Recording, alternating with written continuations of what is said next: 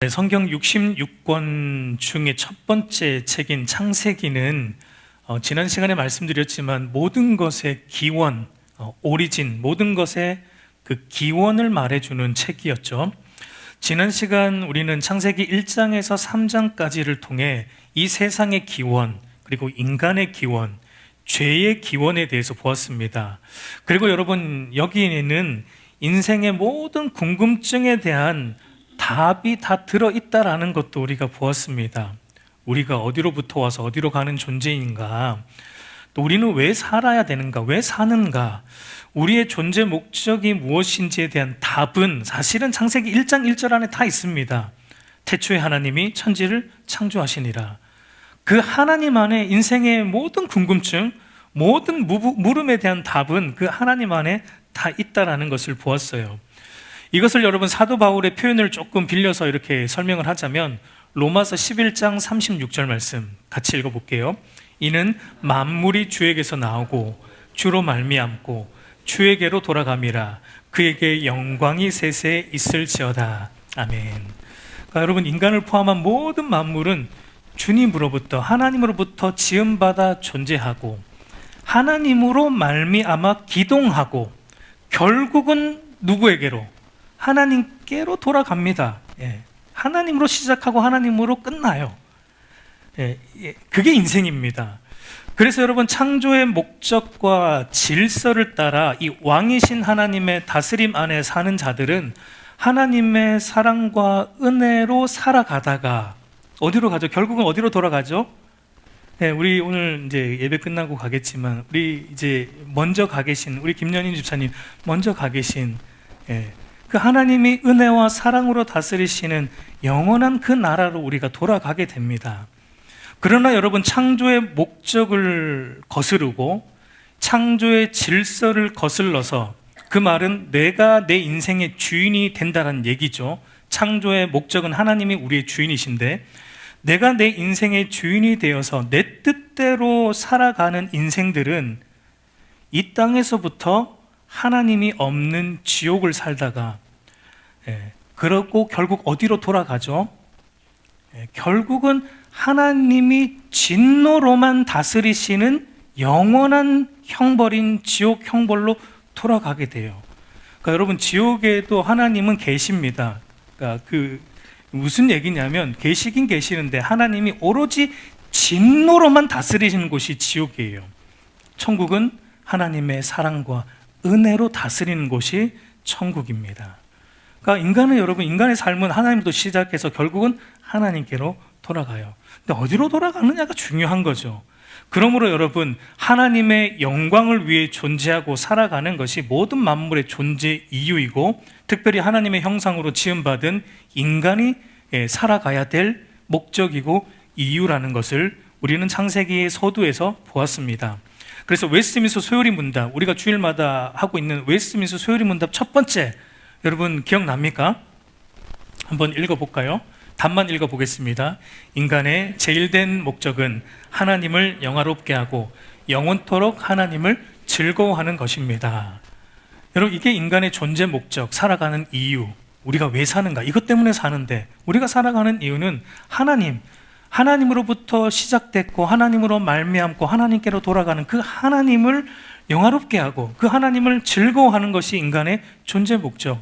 이건 여러분 두 가지가 아니고 하나입니다. 우리가 하나님을 어떻게 영화롭게 하는가, 그분을 즐거워함으로 영화롭게 하는 겁니다. 여러분, 어머니와 아버지가 자녀로 인해서 가장 기쁠 때는 언제이죠? 자녀로 인해서 부모가 가장 영광을 받는다고 느낄 때는 언제입니까? 자녀가 용돈 줄 때? 기쁘죠. 물론 기쁘죠.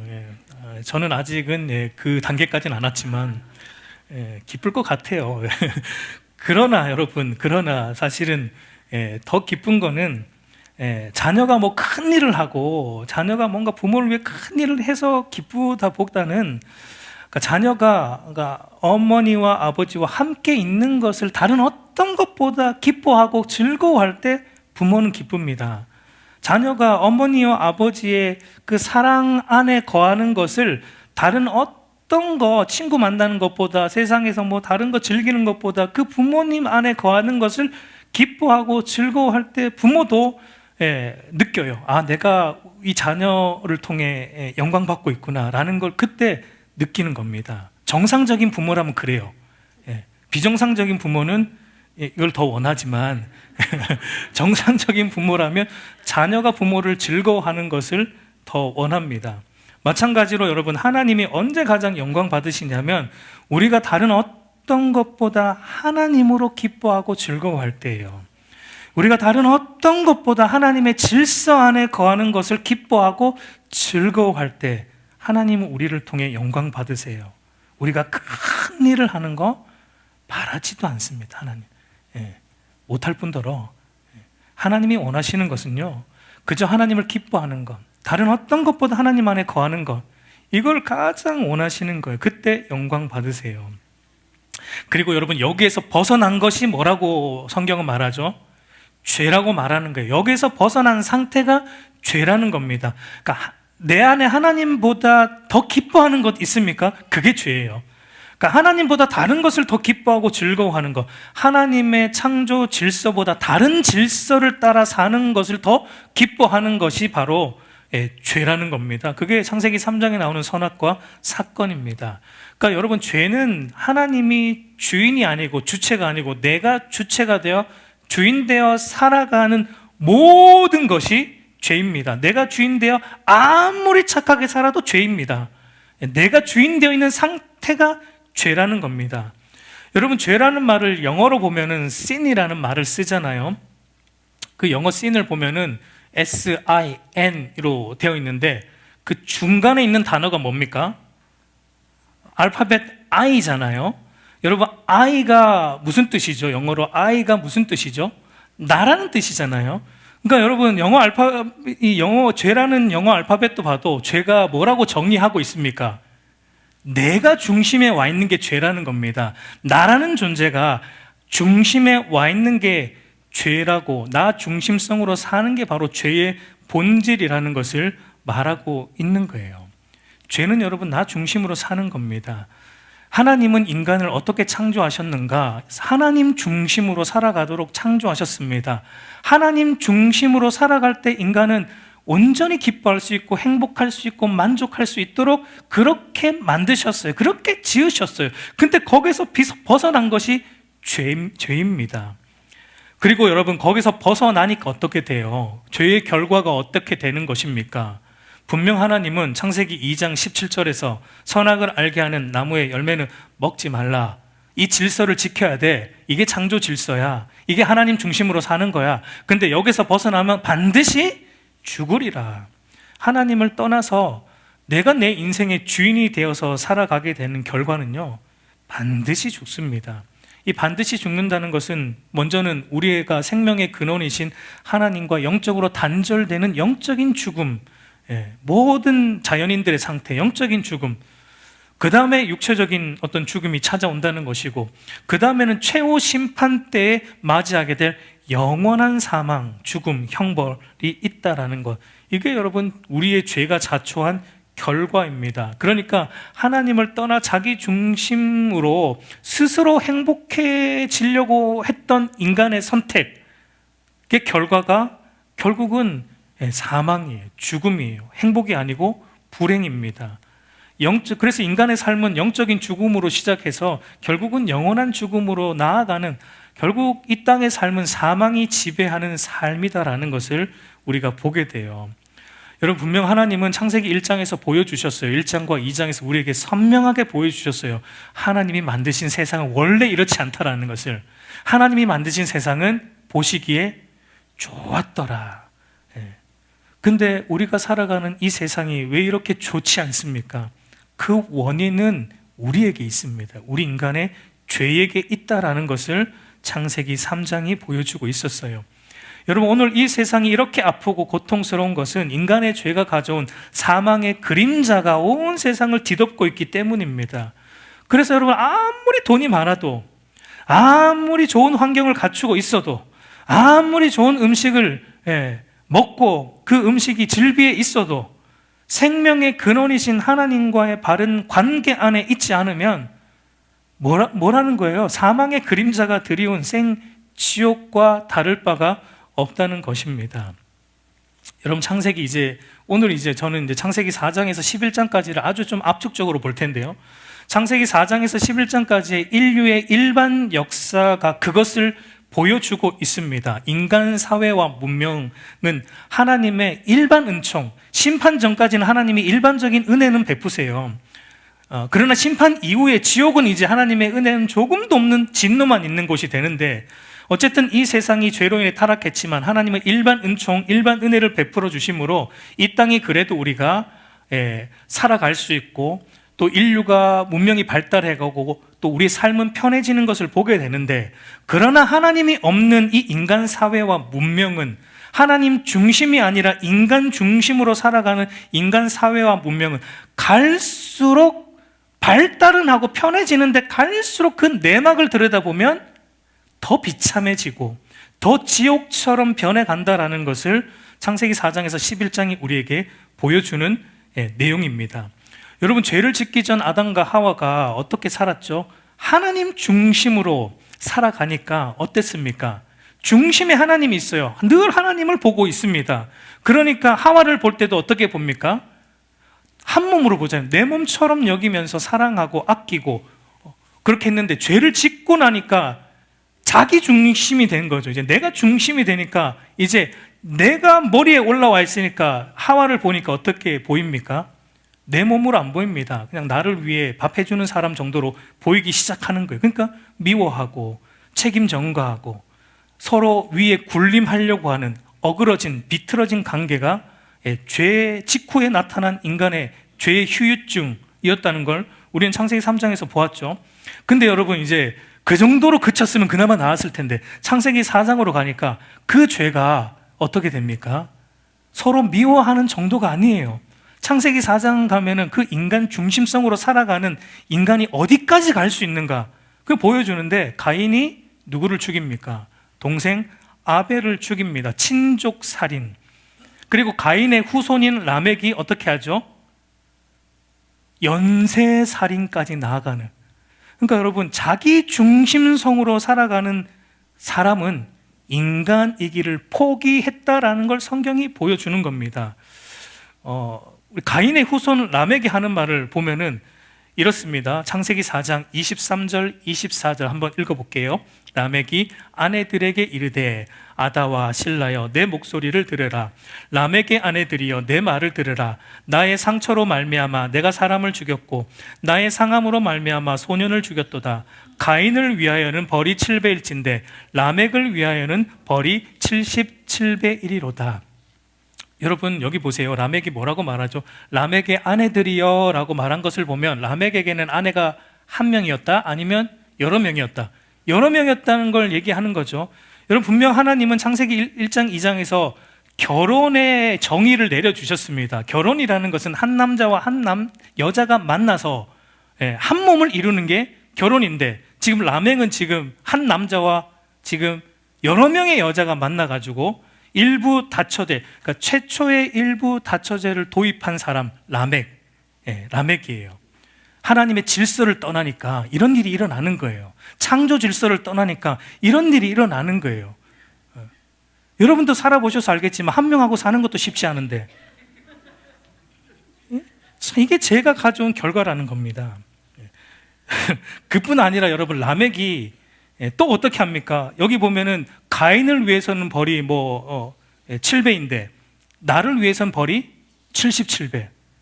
여러분, 이게 뉘우치는 뉘앙스로 보입니까? 절대 아니에요. 이게 뉘우치는 게 아니에요. 이게 무슨 뉘앙스냐면 자랑하고 있는 거예요. 자기의 살인을 자랑하고 있는 겁니다. 가인은 동생 한 명 죽였지, 하하, 나는 한 명이 아니고 소년도 죽여봤고 또 다른 사람도 죽여봤고, 가인의 살인은 그저 한 7배 정도라면 내가 한 살인은 77배야. 나는 이 정도의 살인을 한 사람이야. 여러분, 가인은 최소한의 어떤 죄의식은 있었습니다. 동생을 죽이고 최소한의 죄의식은 있었는데, 라멕은 어떠한 죄의식도 없어요.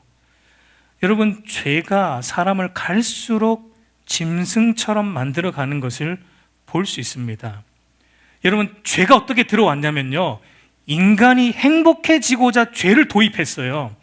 내 중심으로 하나님 안에 속박해서 사는 것보다는 내가 주인 되어 살아가는 게 더 행복하겠다라고 선택한 게 죄입니다. 근데 그렇게 행복을 위해 선택한 죄가 인간을 어떻게 만드냐면 불행하게 만듭니다. 불행하게 만들어요. 인간이 아닌 짐승처럼 살아가도록 만드는 게 죄의 결과이고, 그 죄의 영향력이고, 그 죄가 인간 사회를 이렇게 망가뜨리고 있다는 것을 4장에 가서 우리는 그렇게 보게 됩니다. 그러나 여러분, 우리가 성경을 읽을 때 또 여기서도 우리가 또 보아야 되는 것은 이런 죄의 확산 가운데 하나님의 일하심이죠.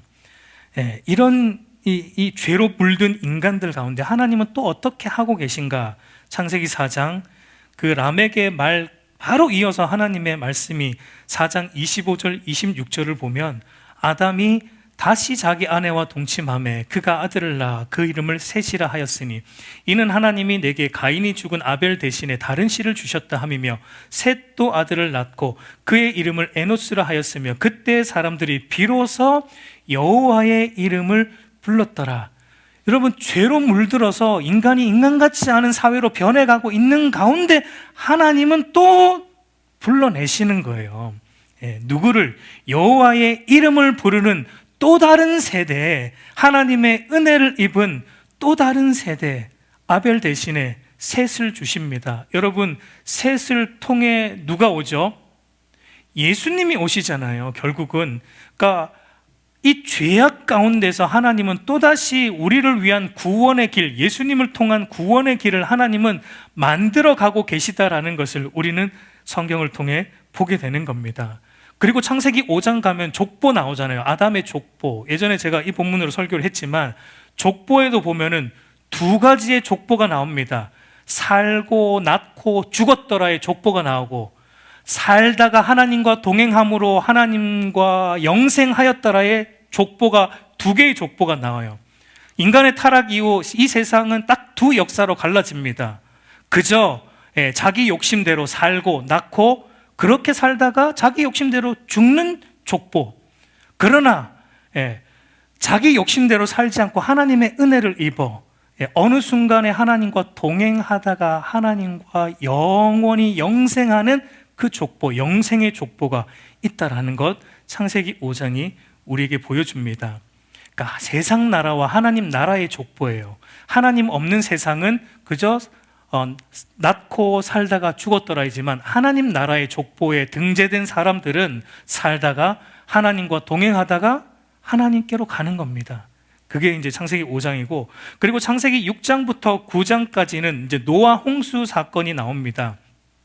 오늘 우리가 읽은 본문을 다시 보면, 우리 창세기 6장 5절에서 7절을 보면, 여호와께서 사람의 죄악이 세상에 가득함과 그의 마음으로 생각하는 모든 계획이 항상 악할 뿐임을 보시고 땅 위에 사람 지으셨음을 한탄하사 마음에 근심하시고 이르시되, 내가 창조한 사람을 내가 지면에서 쓸어버리되 사람으로부터 가축과 기는 것과 공중의 새까지 그러하리니 이는 내가 그것들을 지었음을 한탄함이니라 하시니라 라고 하나님이 말씀하세요.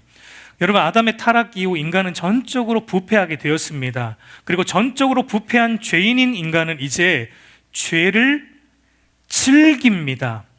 죄를 즐기는 상태가 됐습니다. 왜냐하면 여러분, 이 타락한 인간은 죄를 죄로 안 보기 때문에 죄를 즐깁니다. 그래서 창세기 6장 5절에서 사람의 죄악이 세상에 가득함과 그의 마음으로 생각하는 모든 계획이 악할 뿐이다라는 이 말의 의미가 그거예요. 이제 인간의 상태가 바로 죄를 즐기는 상태가 되었다는 겁니다. 죄를 죄로 여기지 않는 그 정도의 악한 상태로 되었다라는 것을 의미합니다. 그래서 하나님은 어떤 일을 행하십니까? 쓸어버리는 심판을 행하시기로 합니다. 여러분, 이것은 죄의 궁극적인 결말을 보여주는 겁니다. 죄의 궁극적인 결말은 하나님의 최종 심판이에요. 여러분, 노아 홍수 사건은 단순히 과거에 일어났던 심판만이 아니라 장차 미래에 있을 영원한 심판을 가리키는 사건이다라고 우리가 봐야 돼요. 여러분 창세기 1장부터 11장까지 인류 일반 역사는 이제 창세기 12장부터 계시록 끝장까지에 있을 역사의 미리 보기라고 보시면 돼요. 이 역사가 반복되는 겁니다. 뒤에도.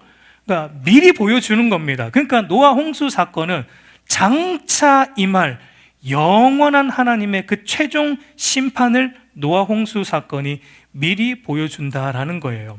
베드로후서 3장 6절에서 7절을 보면 이로 말미암아 그때 세상은 물이 넘침으로 멸망하였으되 이제 하늘과 땅은 그 동일한 말씀으로 불사르기 위하여 보호하신 바 되어 경건하지 아니한 사람들의 심판과 멸망의 날까지 보전하여 두신 것이니라. 그러니까 여기서 그때 세상이 물이 넘침으로 멸망했다라는 것은 노아 홍수 사건을 가리키는 것이고, 그것은 곧 장차 그와 같은 하나님의 마지막 심판이 있을 것이다. 그러나 지금은 하나님이 보류하고 계시다. 왜냐하면 회개하도록 기회를 주시기 위해서 하나님이 심판을 보류하고 있다라는 것을 사도 베드로가 말하고 있습니다. 그러니까 여러분, 노아 홍수 사건 우리가 성경을 보며 읽을 때 그때도 있었던 심판이지만 이것은 이제 장차 이와 같은 온 세상을 심판하신 하나님의 심판이 반드시 임한다라는 것을 우리가 보아야 합니다. 그러나 여기서도 우리가 또 놓치지 말고 보아야 될 게 하나님의 마음이에요. 여러분, 퀴즈 하나 내겠습니다. 이제 막 졸음이 올 타임이죠. 퀴즈 하나 내겠습니다. 인간이 죄를 지은 창세기 3장에서 노아 홍수 사건, 창세기 이제 6장에서 9장까지, 창세기 9장까지의, 창세기 3장에서 창세기 9장까지, 아니면 뭐 창세기 11장까지의 요 시간, 요 기간과 창세기 12장부터 오늘 지금 우리가 살아가는 2025년도에까지의 시간적 기간 중에 어느 쪽이 더 길까요? 창세기 3장에서 9장까지의 시간과 창세기 12장에서 오늘 우리가 살아가는 현재 2025년의 시간 중에 어느 쪽이 더 긴 시간일까요? 앞쪽이라고 대답하신 거죠? 맞습니다. 틀려야 제가 좀 재미가 나는데, 뒤에 것부터 먼저 계산해보면 여러분, 창세기 12장은 아브라함 시대, 보통 주전 2000년 경으로 우리가 말하잖아요. 그러니까 오늘 우리가 살고 있는 시대 주후 2025년이니까 다 합치면은 몇 년경 걸립니까? 4025년 정도, 4000년 정도가 걸려요. 창세기 12장부터 여러분 오늘 우리가 사는 시간까지는 한 4000년의 시간이 흘렀습니다. 그러면 여러분, 창세기 3장부터 9장까지는 어느 정도의 시간일까요? 이건 우리가 계산 못합니다. 정확하게 모릅니다. 추측해 볼 수 있는 것은 창세기 5장을 보면 여러분, 아담부터 노아까지의 족보가 나오잖아요. 근데 그 사람들의 이제 살았던 연령대가 기록되잖아요. 그러니까 일단 그거를 다 계산해 보면 어느 정도의 어떤 기간이 나오는데, 어쨌든 이 아담부터 노아까지 10대이고 대략적으로 모두가 한 900살 정도를 살았고, 겹치는 기간도 있을 것이고, 어쨌든 뭐 그렇게 계산을 해본다면 대략적으로 한 6,000년, 뭐 7,000년 가량 정도가 될 수 있어요. 정확하진 않아요. 그러나 성경에 또 나오는 족보가 여러분 다 기록된 건 아닐 수 있습니다. 선택적으로 기록됐기 때문에 뭐 빠져 있는 사람도 있을 수 있기 때문에 어쩌면 더 길 수 있어요. 그러니까 정확하진 않지만 어쨌든 지금 시보다는 더 깁니다. 훨씬 깁니다. 시간이. 장수로는 여러분 뭐 3장부터 9장까지 7장 밖에 되진 않지만 시간적으로는 지금 우리가 12장부터 오늘 우리가 살아왔던 이 시대까지 시간보다 훨씬 깁니다. 몇 배나 더 길다라고 볼 수 있습니다. 여러분, 그 말은요, 아담의 타락 이후에 우리가 성경을 읽을 때는 3장 이후에 6장 가서 하나님이 심판을 선포하시지만, 심판이 금방 나오는 것 같지만 그 말은 아담의 타락 이후에 하나님이 어떻게 하셨다는 거예요. 심판을 미루고 보류하시고. 그러니까 여러분, 지금 시대보다 하나님은 그 시대에 더 참아주셨어요. 지금 시대보다 더 긴 시간 동안 하나님은 그 노아 시대에도 심판을 바로 행한 것이 아니라 참아주시고 오랜 기간 인간으로 하여금 회개할 기회를 하나님은 주시고 있었다라는 것을 우리가 볼 수 있는 겁니다. 그리고 여러분, 하나님은 노아에게 심판을 이제 있을 것이다라고 말씀하시면서 바로 심판하시지 않고 노아를 통해 무엇을 하게 하셨습니까?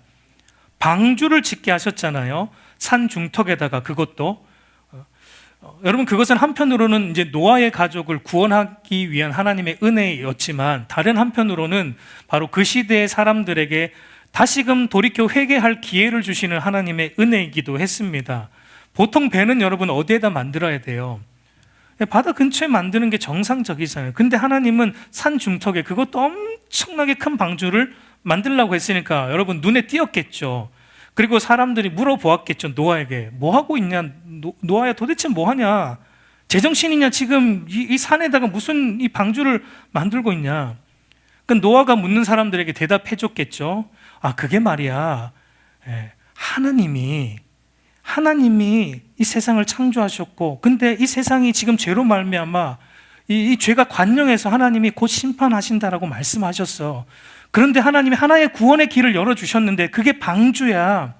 이 방주 안에 누구든지 이 방주 안에 들어오기만 하면 하나님의 심판으로부터 건짐받을 수 있다라고 말씀하셨어. 그래서 내가 입을 보이게 만들고 있어. 그러니 너희도 들어와서 그 심판에서 구원받아, 건짐받아 라고 말해줬겠죠. 묻는 사람들마다.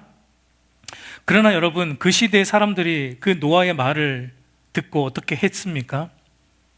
농담으로 여겼어요. 왜냐하면 노아의 가족만 들어갔으니까. 모든 사람들이 다 그 소돔과 고모라 심판 때 농담으로 여겼던 롯의 사위들과 같이 이 노아 시대의 사람들도 그 말을 농담으로 여기고 안 들어갔습니다. 여러분, 이 일을 노아가 몇 년 동안 했습니까? 뭐 이것도 학자들마다 논의가 있지만 우리 대체적으로 120년 동안 노아가 방주를 만들었다라고 하잖아요. 1, 2년이 아니고요. 120년 동안 산 중턱에서 계속 못질하고, 그때 못이 있었나요? 뭐 석청으로 바르고 계속 그걸 만들고 있었으니 복음을 120년 동안 하나님은 심판을 행하시기로 결정하고 난 이후에도 120년 동안 하나님은 보류하셨습니다. 돌이키고 회개할 기회를 주셨어요. 그러나 그때도 사람들은 이렇게 살았죠. 누가복음 17장 27절을 보면 노아가 방주에 들어가던 날까지 사람들이 먹고 마시고 장가들고 시집가더니 홍수가 나서 그들을 다 멸망시켰으며, 여러분, 심판이 임박한 순간에도 그들은 하나님을 믿지 않았고 여전히 자기 소견에 옳은 대로 먹고 마시고 장가들고 시집가고 결국은 심판으로 다 멸망당했다는 거예요. 이게 인간의 전적 부패의 모습이에요. 죄의 결과인 심판의 모습입니다.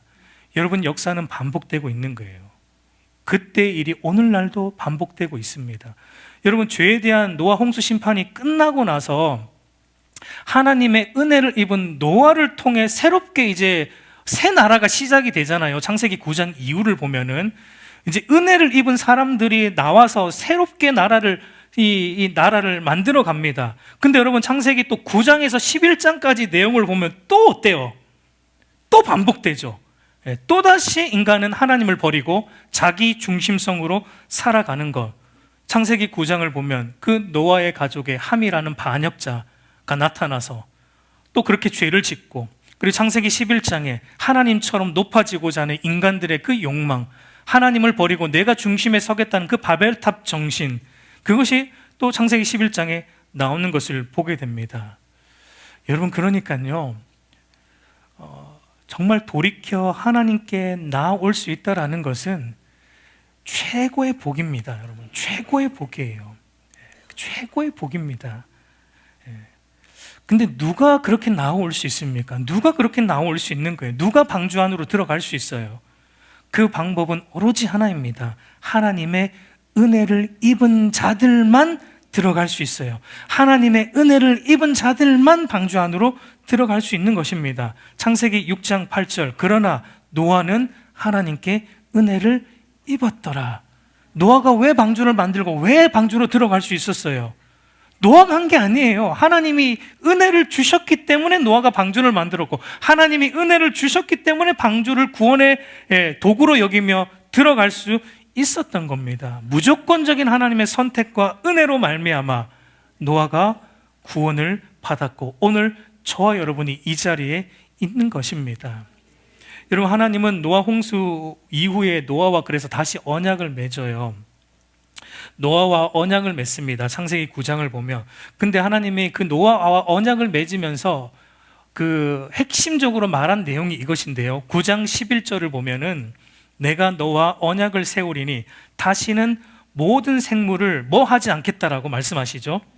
홍수로 멸하지 아니할 것이라 땅을 멸할 홍수가 다시 있지 아니하리라.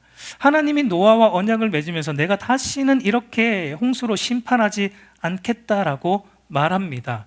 그 이유가 뭐냐면요, 창세기 8장 21절을 보면 여호와께서 그 향기를 받으시고 그 중심에 이르시되 내가 다시는 사람으로 말미암아 땅을 저주하지 아니하리니 이는 사람의 마음이 계획하는 바가 어려서부터 악함이라 내가 전에 행한 것 같이 모든 생물을 다시 멸하지 아니하리니라고 말합니다.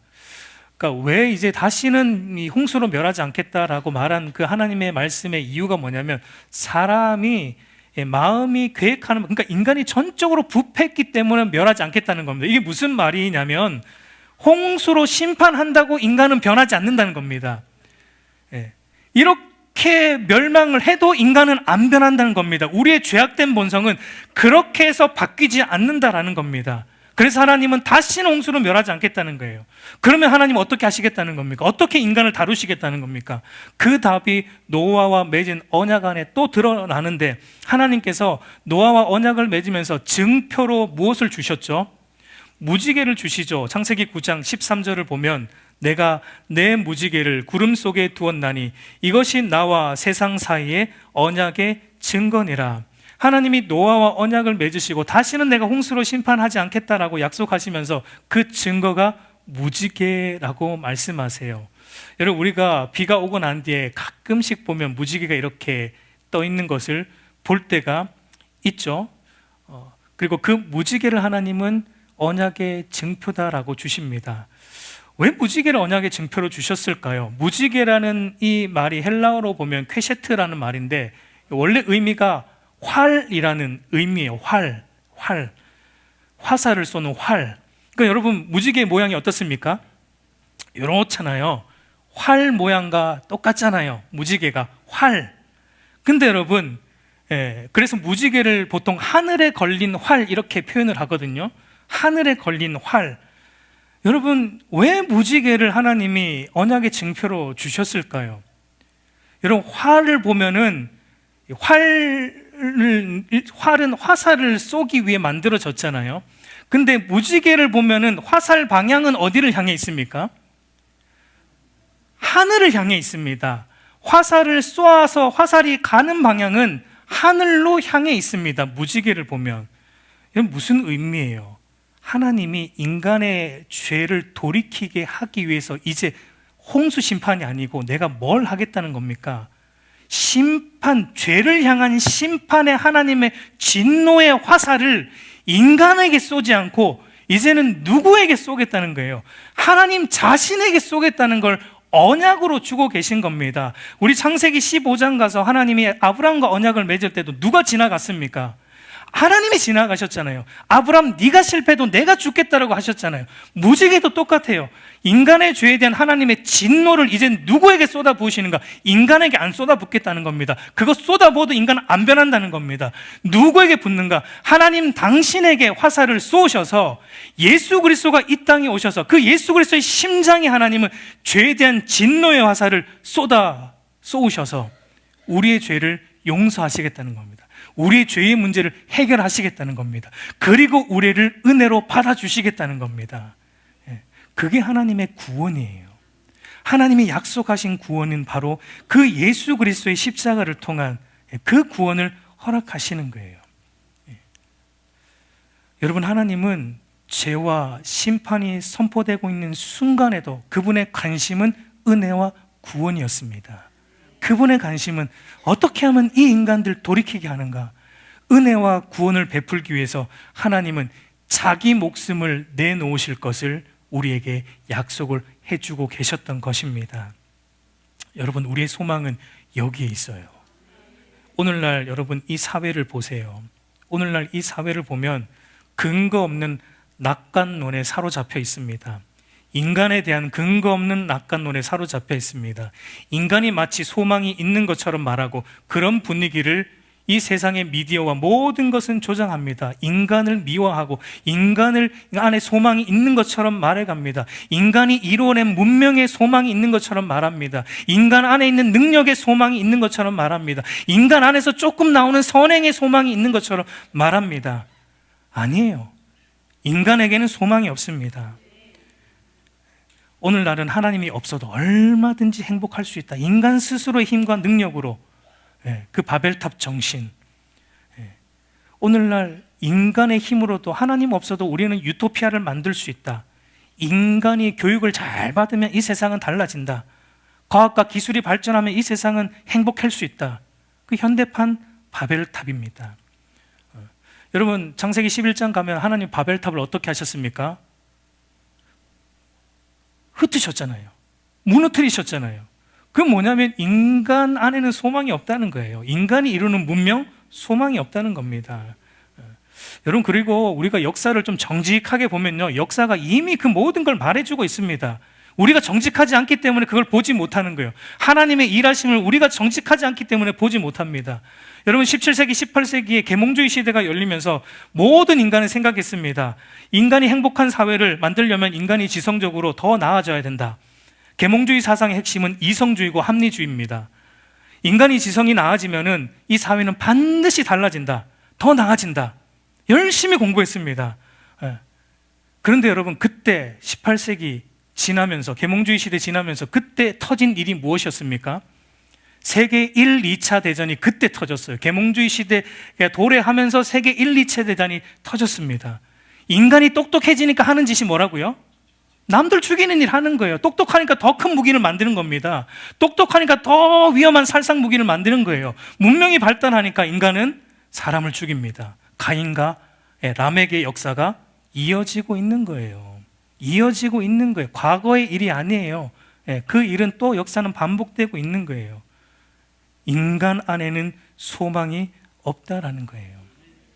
여러분, 정직하게 한번 보세요. 저와 여러분의 인생을 정직하게 보세요. 우리 인생에, 제가 자주 말하지만 저와 여러분의 인생에 두 개의 사이클이 열심히 굴러가고 있습니다. 한쪽에서는 어떻게 하면 내 이름 낼까? 어떻게 하면 나의 영광과 나의 성을 쌓을까? 어떻게 하면 내 힘으로 행복을 이루어낼까? 나의 이 헛된 욕망의 사이클, 그리고 그 나의 헛된 욕망을 부추기는 사탄의 그 간괴한 유혹의 사이클이 저와 여러분의 인생의 한쪽에서 열심히 굴러가고 있습니다. 그러나 여러분, 다른 한쪽에서 또 어떤 사이클이 더 열심히 굴러가고 있습니까? 그런 나의 죄악됨에도 불구하고, 사탄의 간계에도 불구하고 예수 그리스도의 핏값으로 우리를 사셨기 때문에 우리를 포기하지 않고 우리가 쌓는 헛된 성을 때가 되면 흩어주시고 때가 되면 무너뜨려주시고, 아무리 쌓아보세요 여러분, 하나님이 또 흩으십니다. 야구릅니까? 은혜예요. 그게 은혜예요. 그 무너짐을 당하는 인생이 은혜입니다. 하나님의 손길로 내 욕망이 무너짐을 당한 인생이, 그게 은혜 받은 인생이에요. 그게 복 받은 인생이에요. 그 자리에 은혜가 있어요. 하나님의 그 은혜의 사이클, 예수 그리스도 안에서 우리를 끝까지 붙드시며 당신의 약속한 그 구원을 완성해 가시는 하나님의 그 언약에 대한 열심의 사이클이 우리의 욕망의 사이클보다 더 큽니다. 하나님이 반드시 그걸 이루어 내십니다. 여기에 여러분, 우리의 모든 소망이 있습니다. 그래서 제가 당부드리는 거예요. 우리의 욕망의 사이클 아무리 굴려봤자 그때 조금 좋을지 몰라도 결국은 후회하게 되는 거예요. 그러니까 일찌감치, 여러분, 좀 일찌감치 내려놓는 게 현명한 겁니다. 지혜로운 거예요. 우리 눈으로 볼 때 돈이 있어야 잘 살 것 같고, 이거 이루어야 성공할 것 같고, 이거 있어야 내가 세상에서 보란듯 할 것 같지만, 지나보세요 여러분, 아니잖아요. 아니잖아요. 하나님 없는 자리는 바로 이런 지옥과 같은 자리라는 것을 성경이 보여주고 있고 역사가 보여주고 우리가 또 살아오면서 경험했잖아요. 그런데도 왜 또 우리는 아브라함처럼 반복하냐고요. 그래서 인간이죠. 그래서 또 인간이겠죠. 그러나 이것을 우리가 깨닫고 여러분, 오늘도 여러분 그 하나님 앞에 여러분 엎드리십시오. 그 하나님만을 붙잡으십시오. 그 하나님만이 우리의 소망이고 우리의 행복이고 우리의 모든 것 되시고 우리의 방패이시고 상급이십니다. 이건 이론이 아니에요, 여러분. 머리로만 여러분 이걸 인정하는 것이 아니에요. 우리의 삶 전체가 이것으로 작동되고 움직여질 때, 그때 여러분 우리 안에는 영원한 하나님 나라의 그 축복이 임하게 되는 것입니다. 그 은혜가 저와 여러분에게 있기를 우리 주님의 이름으로 축복합니다.